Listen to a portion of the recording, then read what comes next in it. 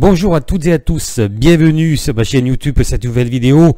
Aujourd'hui, le sujet du jour, est-ce que la bourse c'est de la magouille, c'est de l'arnaque? C'est vrai que voilà, régulièrement sur les forums, on peut voir les particuliers se plaindre en disant voilà, sur telle ou telle valeur, mais en fait voilà, c'est de l'arnaque, c'est de la magouille.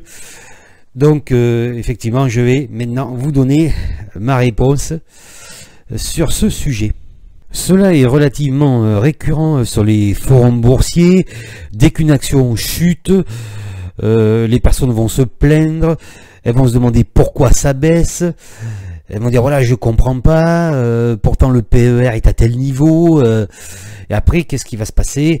Mais ils vont dire que c'est la faute des traders ou des analystes ou des journaux qui manipulent les cours boursiers. Et en fait donc si je perds de l'argent, eh bien c'est la faute à ces gens-là, c'est la faute au milieu de la finance, et au final ça se termine toujours de cette façon.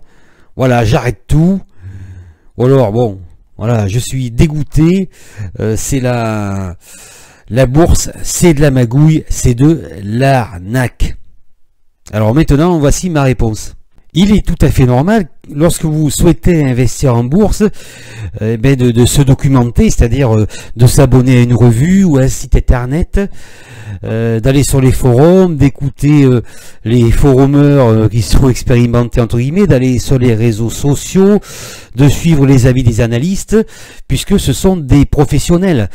C'est pareil, voilà, si vous avez un problème de santé, vous allez voir le médecin, et vous allez penser que le médecin va résoudre vos problèmes, puisque c'est un professionnel. Donc c'est tout à fait normal cette démarche au départ. Voilà, parce que vous ne connaissez pas, vous ne savez pas, donc il faut apprendre entre guillemets, et vous allez de surcroît vers le milieu voilà médiatique pour vous apporter des réponses. Voilà, et des revues, des analystes qui vont vous donner des conseils boursiers, et vous pensez qu'effectivement c'est justifié.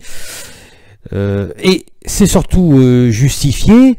Par exemple, alors je vais vous citer deux valeurs qui sont Sapmer et Placivaloir, et ce sont des valeurs qui ont été et qui sont peut-être encore largement recommandées de par leur PER, leur Price Earning Ratio relativement faible. On va vous expliquer pendant des mois et des mois, voire des années, que des valeurs ont un PER faible. D'accord? Et donc en fait qu'elles ne sont pas chères et qu'il faut acheter ces valeurs. Le problème, et on l'a vu sur Sapmer, ça remonte à quand il était autour des 30 euros. Hein, on disait que, enfin certaines personnes disaient que la valeur n'était vraiment pas chère.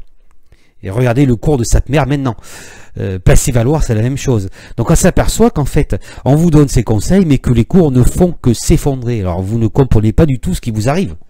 Ce sont des professionnels.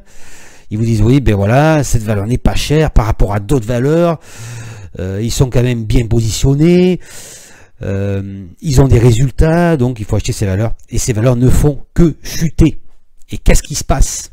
Ah voilà, qu'est-ce qui se passe? Vous êtes perdu, vous perdez de l'argent, de plus en plus d'argent,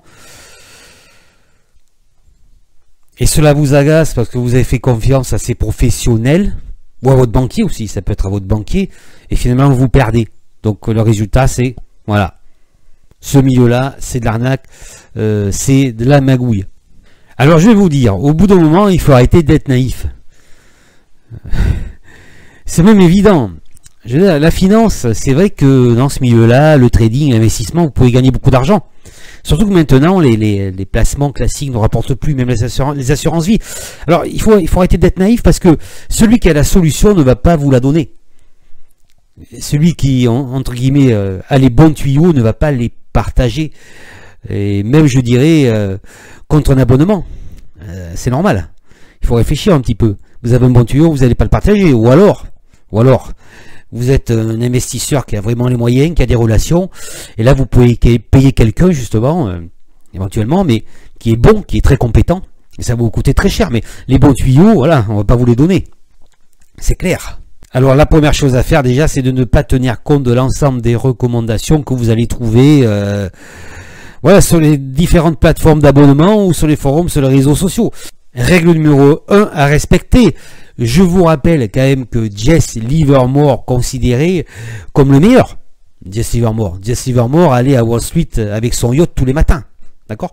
Il a réussi Hein, lui, il vendait pas ses tuyaux, il vendait pas de formation, il réussissait vraiment très bien sur les marchés financiers, d'accord? Jusqu'à que même JP Morgan aille le voir lors du crack pour lui dire d'arrêter de vendre à découvert, d'accord?